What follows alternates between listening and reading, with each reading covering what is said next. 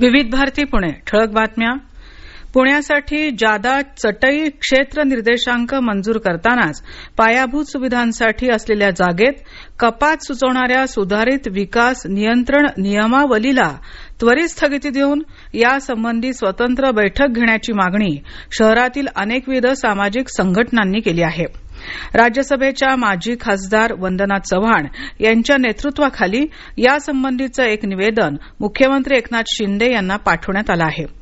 शहराच्या सध्याच्या वाढत्या लोकसंख्येच्या प्रमाणात आधीच पाणी, रस्ते आणि सांडपाणी व्यवस्था त्याचबरोबर अन्य पायाभूत सुविधा पुरेशा प्रमाणात उपलब्ध नसताना जादा चटई क्षेत्र निर्देशांक देऊन शहरातील केवळ गर्दी वाढवली जाईल आणि पुण्याला आणखी बकाल स्वरूप प्राप्त होईल अशी भीती या पत्रातून व्यक्त करण्यात आली आहे.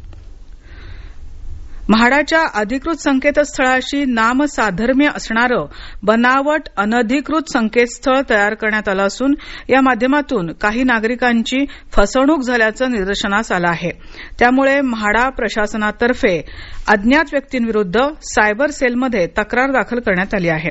म्हाडातर्फे नुकतंच मुंबईतल्या विविध गृह प्रकल्पातल्या 2030 सदनिकांची सोडत जाहीर करण्यात आली असल्यानं म्हाडाचे उपाध्यक्ष आणि मुख्य कार्यकारी अधिकारी संजीव जयस्वाल यांनी राज्यातल्या इच्छुक अर्जदारांना सावधानतेचा इशारा देत प्रक्रियेमध्ये सहभाग घेण्यासाठी म्हाडाच्या housing.mhada.gov.in या अधिकृत संकेतस्थळावरूनच सोडतीसाठी अर्ज करावेत असं आवाहन केलं आहे.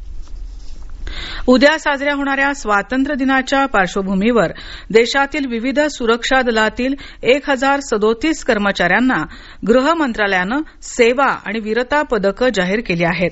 यामध्ये पोलीस, अग्निशमन दल, होमगार्ड मधील उत्कृष्टपणे कर्तव्य बजावणाऱ्या कर्मचाऱ्यांचा समावेश आहे.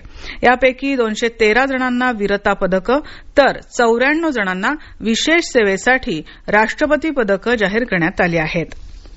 स्वातंत्र्य दिनानिमित्त उद्या पुण्यातल्या मार्केट यार्ड इथले सर्व बाजार बंद राहणार आहेत.